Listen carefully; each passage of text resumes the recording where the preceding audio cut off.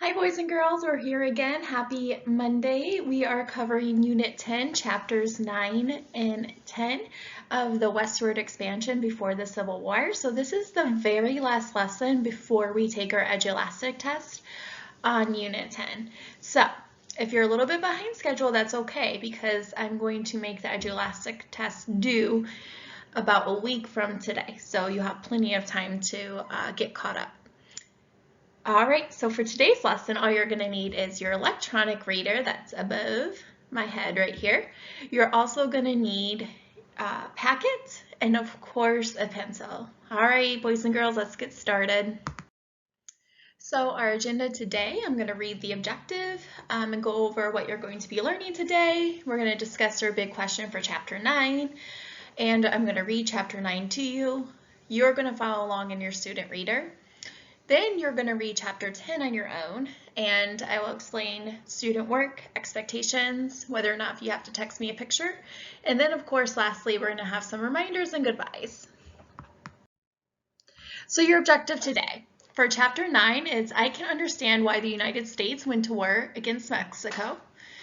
And Chapter 10 is I can explain why the Mormons settled in the far west. So today we're talking about another war with Mexico. And we're also going to talk about the far west. So our big question for Chapter 9, War with Mexico. Why did President Polk seek to gain land that belonged to Mexico? So remember from the previous chapters, we learned that American settlers moved west on the Oregon Trail, a long trail that stretched from the Independence, Missouri, to Oregon country. Mountain men made settlement in Oregon country possible by blazing trails in the region. Remember that the United States and Great Britain compromised and split Oregon country along the 49th parallel. In this chapter, you're going to learn about the growing tensions between the United States and Mexico and the war that resulted from it. Chapter 9, War with Mexico. Another war. While the United States was able to avoid war with Great Britain, war with another country was fast approaching, this time with a southern neighbor, Mexico. Relations with Mexico had been getting worse for some time. President Polk strongly supported the expansion of U.S. territory along the southern border, and this desire threatened Mexico's claim to land they believed was theirs. When Mexican troops crossed the Rio Grande onto what Americans believed was American soil and attacked American troops, this was seen as an act of war. In May 1846, President Polk spoke to members of Congress about Mexico. He stated that Mexico had invaded America and shed American blood on American soil. The president wanted Congress to declare war on Mexico.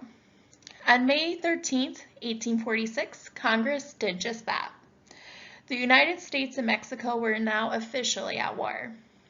It is important to note that Mexico did not agree that they had invaded Americans' land. They did not believe that the Rio Grande was the border between the two countries.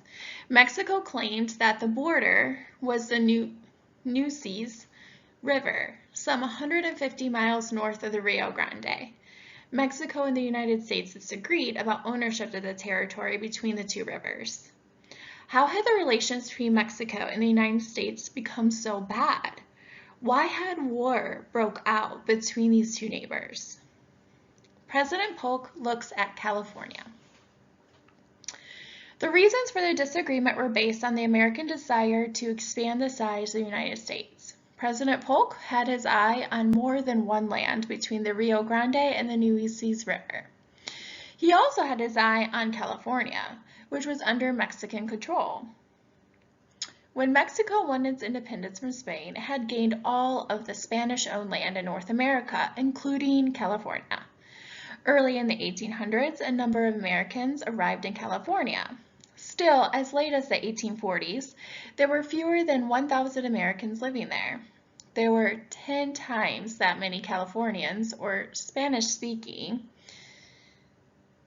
people from Spain and Mexico, and there were many Native Americans. However, President Polk knew that California had many fine harbors. These harbors could be an excellent jumping-off point for trade with China and the rest of Asia. He also suspected that Great Britain had its eye on California and might take it if the United States did not. President Polk also wanted New Mexico, the territory located between California and the western part of the United States. About 220,000 Spaniards and Mexicans lived there, but the territory had very few Americans. However, Americans had long traded at the territory's only town, Santa Fe. Each spring, traders had made the journey from Independence, Missouri, along the Santa Fe Trail.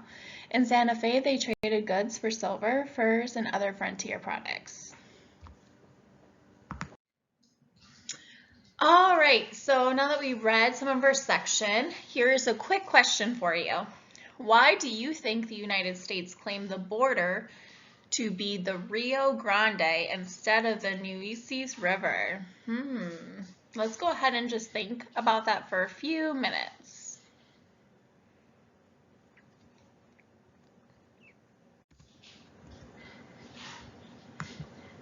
If you said your answer was the Rio Grande was south of the Nueces Rivers, which would give them more territory and more land, you are correct. So the reason why the United States claimed the border to be the Rio Grande is so they would have more land. Let's continue our reading. Some Americans opposed the war. Not all Americans were pleased that their country had gone to war with Mexico. One such person was a tall young man from Illinois serving his first term in Congress. His name was Abraham Lincoln. Lincoln challenged the president to point to the exact spot on American soil where American blood had been shed. Many Northerners and abolitionists, or people who opposed slavery, were against the Mexican-American War. They thought it was a war to protect the interests of slave owners. They also feared any territory gained during the war would become a slave state. In Concord, Massachusetts, a writer named Henry David Thoreau decided to protest the war by refusing to pay his taxes. He was put in jail overnight, but then his aunt paid the tax for him. While in jail, Thoreau was supposedly visited by his friend, Ralph Waldo Emerson, a famous minister and author who also opposed the war with Mexico. "Henry," exclaimed his friend, "why are you here?" "Waldo," replied Henry Thoreau, "why are you not here?" Thoreau meant that when people believe their government is doing something evil as a matter of conscience, they should peacefully refuse to join in that evil. This kind of behavior based on one's conscience is called civil disobedience. The bear flag. People like Abraham Lincoln and Thoreau were in the minority, however. Most Americans supported the war, and tens and thousands of young men volunteered for the Army. In September of 1846, the U.S. Army quickly struck against the American forces. General Taylor marched his troops into northern Mexico. They captured the town Monterrey in the 3-day battle with the trapped Mexican troops. Soon after, Taylor defeated Mexican troops in the Battle of Buena Vista. A second, smaller American army marched into New Mexico and captured Santa Fe. From there, American army marched to California. When it arrived, it found that a handful of Americans living in the northern California had already overthrown the Mexican rule. So why was the American revolt against Mexico in northern California called the Bear Flag Revolt? Why do you think they were called the Bear Flag? Go ahead and pause the video to think a few minutes about this question.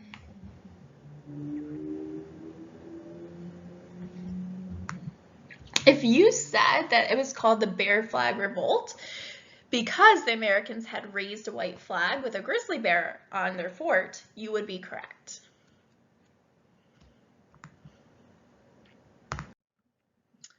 Let's continue reading.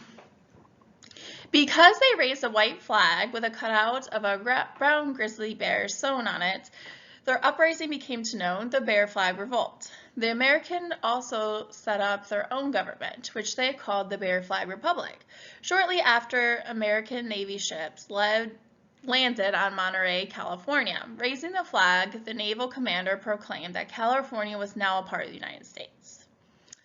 The United States grows larger. Less than 8 months after the war began, both New Mexico and California were in the hands of the United States, but there was still more fighting ahead in California. The war finally ended after the American Navy carried an American army to the shores of Mexico itself. There, the army defeated the Mexicans in several battles. 6 months later, the Americans entered the Mexican capital of Mexico City in triumph. As a part of the peace treaty that ended the Mexican-American War in 1848, Mexico gave up almost all of the present-day American Southwest.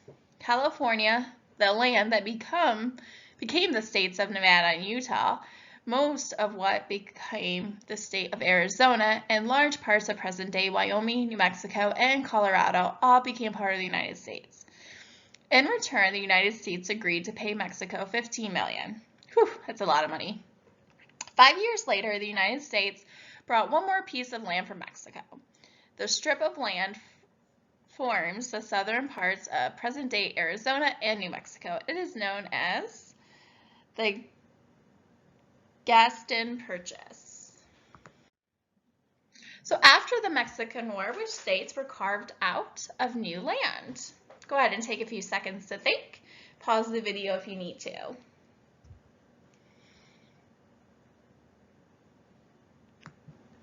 If you said California, Nevada, Utah, Arizona, and parts of Wyoming, New Mexico, and Colorado were carved out from this land and became part of the United States, you will be correct. Good job. So this is just a picture of the westward expansion by 1853. You can get a sense that the United States had spread from ocean to ocean, just like they predicted with the whole Manifest Destiny, and also from Canada to Mexico. So from east to west and also north to south. The United States has expanded their landmass and region, and if you look closely, it's starting to look like the United States map that we can see today. Of course, there are still some states missing, but this is 1853. They haven't been established quite yet. So what you're going to do next, boys and girls, is you're going to read Chapter 10, Settling in the Far West, and what life was like during this time. And you're going to answer the big questions. How do the experiences of the Mormons who moved west compare to those of the people who flocked to California? So this chapter is about the Mormons and about their experience as they were settling far west. Once you're done with your reading, today's student work is a study guide. You are going to complete this practice test from Core Knowledge curriculum. And I would like you to take a picture of at least 1 or 2 pages from the assignment just so I can see that you did your work. This practice test is going to be pretty similar to the test I'm going to post on Edulastic tomorrow. So it's definitely worth your time to kind of go through and just take it to see what you've learned. So some reminders. Don't forget to check your student email for Google Meet invites. My Google Meet session is on Mondays at 11:30 a.m. and I had a really good turnout the last time. I can't wait to see more scholars join in. It's so much fun. I want you to check your daily checklist and your work packet and just make sure that you're doing all the work that needs to be completed for the day. Don't forget to watch your math and ELA videos. And if you need help, be sure to call or text me. My contact hours are from 7 a.m. to 7 p.m. All right, boys and girls, that is it for today. I hope you have a fabulous Monday afternoon. Make sure to do something to treat yourself because you are working so hard and you definitely deserve it. I miss you. I'm thinking about you. I hope to hear from you guys soon. Bye.